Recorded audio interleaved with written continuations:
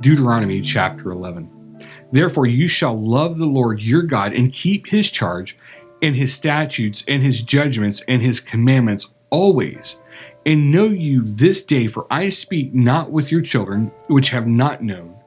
and which have not seen the chastisement of the Lord your God, his greatness, his mighty hand, and his stretched out arm, and his miracles, and his acts which he did in the midst of Egypt to Pharaoh the king of Egypt, and to all his land, and what he did to the army of Egypt, to their horses and to their chariots, how he made the water of the Red Sea to overflow them as they pursued after you, and how the Lord has destroyed them to this day, and what he did to you in the wilderness until you came into this place, and what he did to Dathan and Abiram, the sons of Eliab,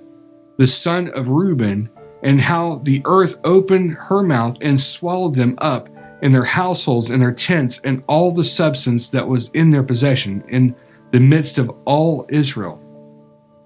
But your eyes have seen all the great acts of the Lord which he did. Therefore shall you keep all the commandments which I command you this day, that you may be strong, and go in and possess the land where you go to possess it, and that you may prolong your days in the land which the Lord swore to your fathers to give to them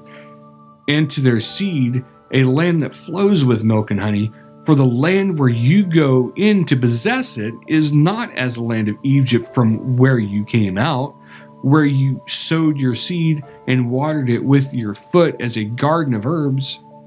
But the land where you go to possess it is a land of hills and valleys, and drinks of water, the rain of heaven, a land which the Lord your God cares for. The eyes of the Lord your God are always upon it, from the beginning of the year even to the end of the year.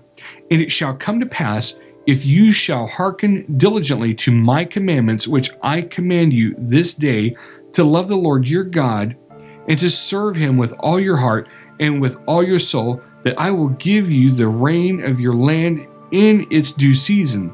the first rain and the latter rain, that you may gather in your corn and your wine and your oil, and I will send grass in your fields for your cattle, that you may eat and be full. Take heed to yourselves, that your heart not be deceived, and you turn aside and serve other gods and worship them. And then the Lord's wrath be kindled against you, and he shut up the heaven, that there be no rain, and that the land yield not her fruit, unless you perish quickly from off the good land which the Lord gives you. Therefore shall you play up these my words in your heart and in your soul, and bind them for a sign upon your hand, that they may be as frontlets between your eyes. And you shall teach them to your children, speaking of them when you sit in your house, and when you walk by the way, when you lay down, when you rise up.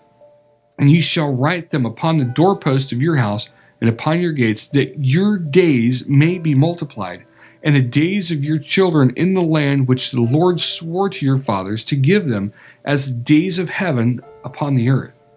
For if you shall diligently keep all these commandments which I command you, to do them, to love the Lord your God, to walk in all his ways, and to cleave to him, then will the Lord drive out all these nations from before you, and you shall possess greater nations and mightier than yourselves. Every place whereon the soles of your feet shall tread shall be yours, from the wilderness and Lebanon, from the river and the river Euphrates, even to the uttermost sea shall your coast be.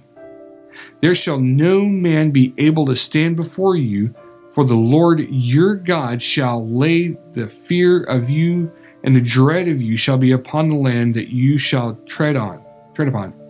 As he has said to you, behold, I set before you this day a blessing and a curse. A blessing if you obey the commandment of the Lord your God, which I commanded you this day, and a curse if you will not obey the commandments of the Lord your God, but turn aside out of the way which I command you this day, to go after other gods which you have not known. And it shall come to pass, when the Lord your God has brought you into the land where you go to possess it, that you shall put the blessing upon Mount Gerizim, and the curse upon Mount Ebal, and they not on the other side Jordan, by the way where the sun goes down, in the land of the Canaanites, which dwell in the champaign opposite, beside the plains of Moreh. For you shall pass over Jordan to go in to possess the land which the Lord your God gives you, and you shall possess it and dwell therein. And you shall observe to do all the statutes and judgments which I set before you this day.